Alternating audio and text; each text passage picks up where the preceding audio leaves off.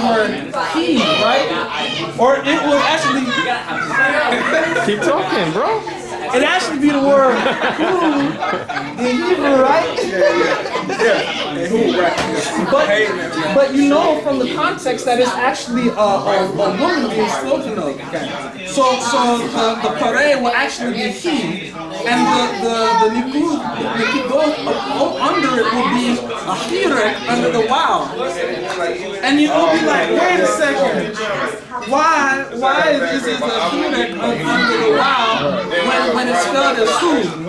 That actually has to do with the old way of saying in Proto-Semitic of saying he was here, just like we get in Arabic, and the yod and the wow would often cross, so it would almost sometimes be iwa. And there's actually old Proto-Semitic things in the Torah. I'll give you an example. Walad, which in Arabic walad means boy, right? And Yalan, you're saying, right? Yeah, in Hebrew we say yalad, right? In Arabic, wayin is the same thing as yayin, right? Because in Proto-Semitic, a lot of the roots that exist in Proto-Semitic that started with the wow actually turned into yod in Hebrew. And we still see interchangeable. Yeah, we still see reversions in Hebrew of words back to the Proto-Semitic roots. I'll give you an example. When the root word yaseh, or yasa, which means to come out, right? Alright?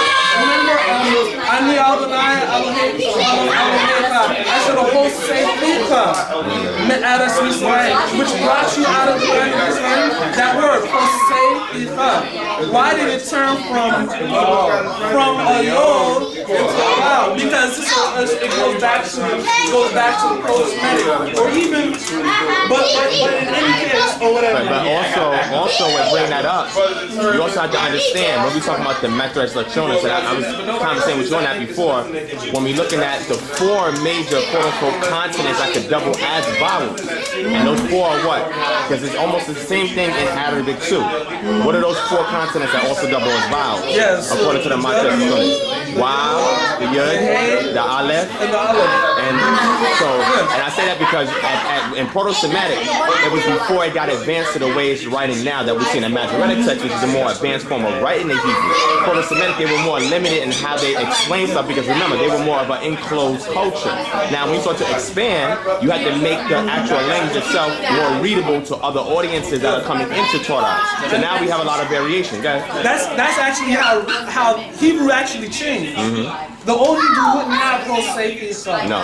Just like the old Hebrew wouldn't have aktor, like what we have now. The hay was added to make the Hebrew readable, just like the wow was added to make the Hebrew readable. And that was the stage that the Hebrew did in fact. So yeah, you're right. So some people say that the wow had was like an ancient infix, and I think we talked about it. Yeah, we discussed that before. Yeah. The wow was like an infix in certain words, like I know they'll say. If it was in the proper form, it would be yod, wav, samid, final pay, so feet. So my question is, if that's the more ancient term, or more ancient word with the wav infix, if that's something that's ancient, why is it interchangeable would it be interchangeable with the yod? That's the ancient. Because some people make that argument. What needs to be understood about the Tanakh, which Hebrew Israelites might get mad at me for saying, I hope this is keep it a buck. Listen. But the Hebrew in the Tanakh is not the same Hebrew that Moses. Thank you for saying that. Now look, I say this all the time, Gabe, so don't feel bad. I teach this all the time. Yeah. Okay, see I'm not on social media. That's cool. I'm that old guy that doesn't get out, that doesn't know anything. That's not true. Look, you're the same age as me, yo. Yeah. But when it comes to this stuff, but the Hebrew and the Tanakh represents different stages and different epochs of the Hebrew language. And there was a process of editing which tried to homogenize all those types of Hebrews and make them the same. But that's why you find two forms of the same word. You know what I'm saying? That's why you find ancient forms of certain word like wallah in the Tanakh. And what I was saying to add to that is that when we go to look at artifacts, because I like to deal with philology. So philology is you look at the ancient artifacts of particular, let's say, Astrakhan, or let's say written on a manuscript or something like that, and you won't see the same style that we see in the Masoretic text and the archaeology from the Iron Age period before or prior to captivity, which means that the language would be different. So for example, we don't have any quote-unquote, well, I'm not going to say we don't have, we do. We have some Aramaic square script, but most of it was a quote-unquote Paleo-Hebrew. And when you have the Paleo-Hebrew, you know there's no Likud, there's no Likudot, there's no markings like that. So now, at that time, certain vowels, like you just said, or certain consonants like the Wav or the Yod were interchangeable for emphatical purposes. Now, I'll give you an example. We discussed this before at congregation, and I'll bring it up to you too, because this is another one of my Hebrew scholars. You, both of y'all. Matter of fact, I'm glad I got both of y'all right here. All right, look. When we look at names, verbal nouns, names are verbal nouns. The concrete mind of Israelites, when they were writing at the time, it was focused on verb, subject, object. Verb is always first because the emphasis is on the action. When you're looking at names, for example, and I asked you this before we were talking about this, but I'm going to ask Gabriel now. The name Moshe, spell it in Hebrew. Mem, Shin. Oh, say that one more time. Mem, Shin. Oh, wait, wow. There you go. Wait. Oh, wow. But what's in the place? What's over the mem? Hold on. Wait, hold on. That's not proper Hebrew. You're aware of that, right? Okay, keep going. Mem, Shin, Aleph. Okay, so I'm asking you, now we're talking about interchangeable, why do you think that there was no Wav? Let me give you an example. If I didn't have that holam, how would you pronounce that? I would actually pronounce it myself. There you go. You would use the A or the A as default, right? So, or Misha, right? Well, okay, so, and the reason I'm asking is because when we look at interchanging vowels or consonants, like the Yod and the Wav, because of the Methodist Lectionis, that's tied back to the Proto-Semitic, but we know as time evolved and other cultures of people got involved, the language started to evolve as well. I'm saying that because every time you look at a name, you're always going to find a grammatical error in most people's names. That's not proper. The reason why it's done, and this is what I propose, is that at a time period when we did not have any of the Nakudot, there was an issue with determining a name within a sentence. Because what does Masha mean? Or Moshe? What is the original root? What is it? It's a verb, to draw out. So if I was reading, let's say, a passage in a Paleo Hebrew and I didn't have that, how would I be able to identify that it's a name? Would it be via context, or would there be clues within the actual word itself to indicate to me that it's a name as opposed to an action? Now that gets into all the theoretical ideas of how Hebrew was passed down, yes, and how the traditions and stories passed down. But that's a whole bunch, because the argument could be made as well. What's the guy that wrote that book on the tablet of the heart? Well, this guy, he wrote this book, right? He wrote a whole bunch of books. His point was that a lot of these stories were actually memorized, right, and passed down. And the writing of the stories was originally only an aid to passing down what was also memorized. So it was an oral written tradition. You know, so you, for example, the Song of the Sea. You know that's really old, because we actually find like in archaeological digs, like pre-exile manuscripts where the Song of the Sea was written. That was actually one of the oldest things. And that's my expertise right there. And if you want, I actually have that artifact in one of my presentations. Yeah, if you want or to the priestly blessing. But it's not just the priestly blessing. Also, Deborah's song is also very old. Very old. So what you had is you had a tradition that was being passed down. And the tradition oftentimes was memorized verbatim. Now look, let me show you something.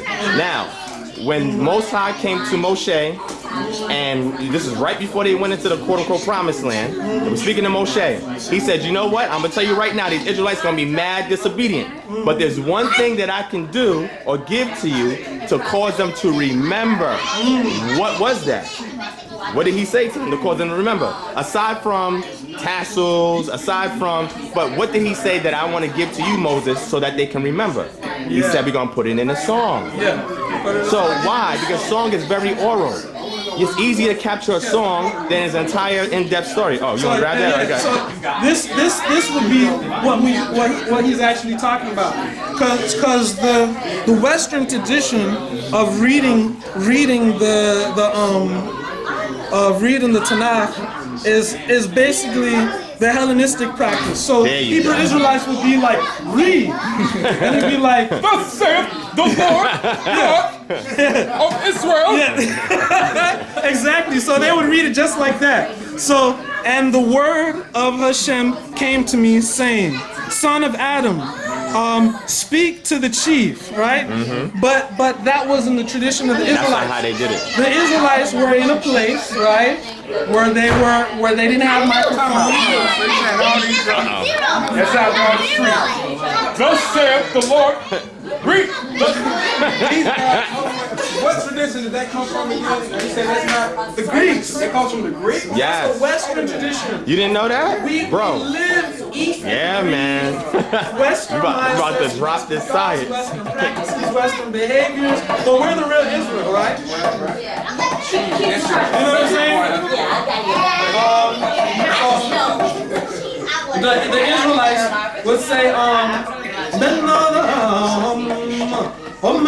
That's how, and we have some of that in Arabic. Remember, we're talking about tonal languages. There you go. Now, wait, Gabe, you gotta slow it down, because now if I'm recording it, people have to understand why that's the case. First, we gotta mention that Hebrew is a tonal language. And the reason why when we're talking about songs are written in various tones. Why? Because it's easier for certain receptors in the brain to memorize it. This was how the ancient Semitics would do their work. Even in the synagogues, a lot of times when they were orates, that's why they would have some targums sometimes to actually paraphrase, but when they're actually speaking the Hebrew from the text itself, it would sound just like the way he said it, and we still have that tradition in Arabic when we read the Quran.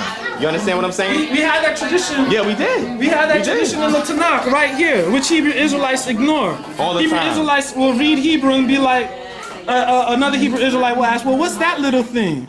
Just ignore it. Yeah, that's not a big deal. But yeah, these are the Ta'ameh There you go, the HaMikra. dictum. Yeah, and they teach us where to pause, There where to you go, go. where to slow down. Yeah, you have to some of make a that. tradition You have some of that in intelligible. English, but it's mostly like you'll have like commas, or you'll have a period or semicolon, colon. But it's different though, because that breaks up thought. This breaks up tone. See, it's a much different system that we're talking about. Biblical scholars have proven time and time again that the Ta'ameh HaMikra, remember what Hebrew Israelites tell you not to pay attention to, actually predate the Nakudot.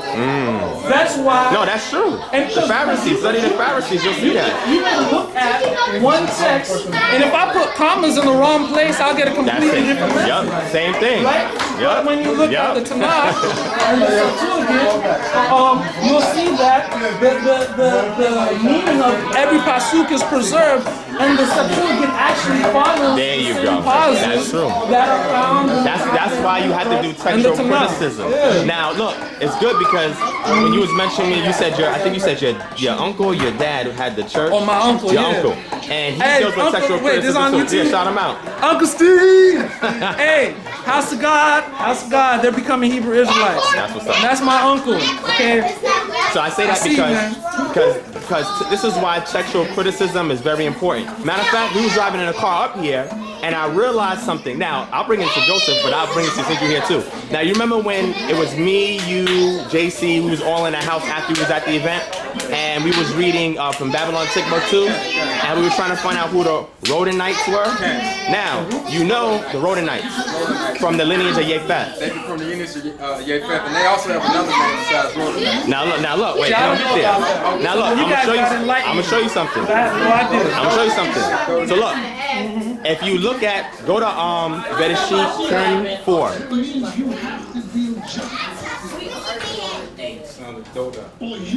I want to see, cause matter of fact, we'll see. We're gonna see. Yeah, 10 and 4.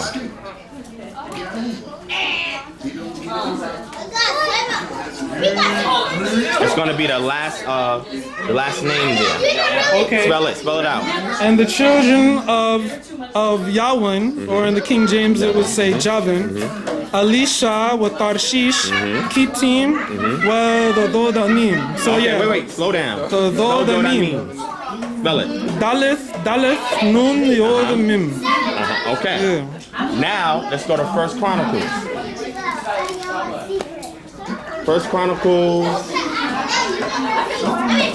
Damn, what was it? 16, I think. Where's my phone? Hold on. Yeah. 16. Oh, let me get that. Hold on. Thanks, Doc. Can you hold the camera on real quick? I get it to you real quick. After this, I gotta go back in the room and prepare for the presentation.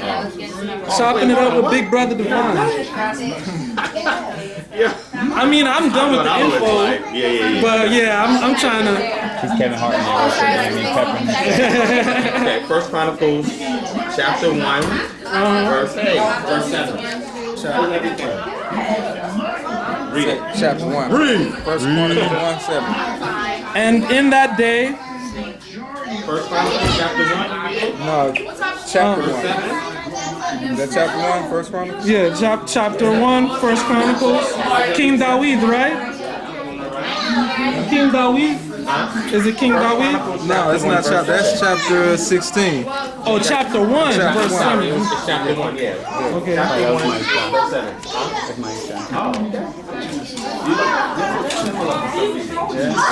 Chapter 1, verse 7. See, they got all the names in gray on this. Yeah. All the property. And the children, Wait, slow down. Now we're going back over the lineage of Yosef, right? I read. and the children of Yawin, Elisha and Tarshish, the Kittites or Kittites, and the Dodanites. Slow down. Spell that. Daleth, Wow, Daleth, Nun, Yod, Mim. Hold that. Go back to the sheet 23. I remember we were the same thing. Go ahead. This is why textual criticism is important, because if you look at the actual manuscript, there's an error, scribal error. Because when it's translated in English, you have the resh in one sense and a dalet in another sense. So you get rodanim as opposed to dodanim. Now I say that because now what happens is when they key it to like the Strongs were having a different key entries, but it also notes you to say that they're related. But I was going to show you that there's actual textual errors in the text. And I'm saying that I was able to spot that out because I was going back over my manual to work, and we was going to like various places where you see this. And I say this is why you have to compare different manuscripts, because look, now we can go to let's say the Dead Sea Scrolls. And when you go to the Dead Sea Scrolls, it gives you the proper rendering of what it is. Because if I'm comparing the Dead Sea Scrolls and I see in the Dead Sea Scrolls it's the same name, but I go to the Masoretic text and I see spelled two ways differently, you have to compare both traditions to see what is the root cause. That's the deduction in regards to textual criticism. So I say that because what do you think is the right spelling of it? Dodanim or Dodanim? Which one do you think is the right one? Oh, you know what? So wait, 10 what? You're gonna spell it on here first, and we're gonna spell it back on It's Dodanim, right? And this one is and this one is Rodanim. There you go. So which one? And it's the same lineage, same person after Kittim, and now we got two different name spellings there. So at first when you look at it, what would you think if you was first looking at it? At first we were like, wait a second, this might be two different tribes of people. You understand what I'm saying? Yeah, but when you notice, and this is one of the most common scribal errors there are. Dalet and Resh always get a transpose. Always. You even have so yes. Even hit and tav sometimes will look the same. You know what I'm saying? And you'll see sometimes they interchange in certain passages as well. So I was only saying this because you brought up the Septuagint, and whenever you bring a Septuagint in something, it's for textual criticism purposes, because that also goes back to a Hebrew text that existed at some point in time, and we see long words that don't belong in the Greek that don't match up when you read it thoroughly through in the Septuagint. I'm trying to think what passage it is. I got my LXS here. But I'll bring it up after we finish the discussion. So what are you saying? The Dalet and the Reish is interchangeable, or No, they're not interchangeable. The scribes interchange sometimes. interchangeable. You gotta remember, they don't have no printing press. So they copying everything by hand. They're human. Sometimes people may be a little jittery than others. Somebody might get tired. They might write, step away, come back, write again. You want to say something? Deuteronomy 32 and 8. I got to step Talking out. about the sons of Israel, the sons of Noah. Yeah. I wanted you to take It's it. three different renderings on it. It's a Wesley Scrolls, a Masoretic, and it's a Tubal. I'm gonna let them do the definition. In the King James, it says sons of Israel. That's not true. That's not what it says. Yeah, that's not what it says. But that's the later tradition that developed into Israel. That's not okay. I can't remember the spot because I haven't made a presentation on this. But there's somewhere in Isaiah where it talks about, I think you spoke about this on the phone. Then you and everybody's conversation. That's what's up, man. That's a real student. I'm a student too, but I'm saying a real student in terms, people think of student as something Bad, like bad. negative. I think of student as something good, so if I say real student, I mean like Somebody that's really students, Yeah. that's what it means. You're about your studies. You're about your studies. there's in Isaiah. When Real you look, Talmud, we'll say that. yeah, real Talmud. Yeah, because a real student is going to get Torah from, or get knowledge, get wisdom from anywhere. And he's not going to hold himself above people. You know, so he can take knowledge from or wisdom from any source. And that's why I consider myself, I feel like if I'm not a student, then I shouldn't be teaching. No, Right? if you're not a student, then you can't evolve as a teacher. You have to learn. You know what I'm saying? Yeah. And what the objective is to codify the information that you get and be able to set it up in a way that you can fix problems. If I'm reading on Torah and I can't fix my problems, what good is me being a student? You know what I'm saying? What good is You're not me ready to be a going in teacher. here if there's no solution? Yeah, that's what I'm saying. That's me. So I'm very solution oriented. So when I'm reading something, the best way I remember is apply it. If I can't apply it or I don't have the right knowledge of how to apply it, that hakmah is gone from me. Because wisdom, you can just know how to do regular stuff, but what about the right application of knowledge? Wisdom could be like, I can tell you how to go out the door, but they don't know why. Why can't I go out the door? Hakmah means the right application because there's dangers outside. I can present it to them. You know what I'm saying? So that's how I look at it as far as codified information to present it to solve problems. You know what I'm saying? So we talk train up a child, and we're trained in means what? Because that's also something that was turned into a verb. Yeah, what's training there? Train up. I forgot the Okay, and whose name is that? Enoch. It means to train. Again, To train up, discipline. But listen, but if I was reading that in the Masoretic text and I didn't have any clues, no markings in there, how would I know whether that's saying train or whether that's somebody's name unless I read it in context or if there was an indicator there some way, infix or something, which is interesting. That's why I was bringing this up to know that it's actually a verbal noun or proper name. It's very difficult, and this is why the older scribes, when they were writing the Paleo Hebrew, they would make the names in a particular way so you can identify when you're reading it in the context. That's the reason why I brought that up.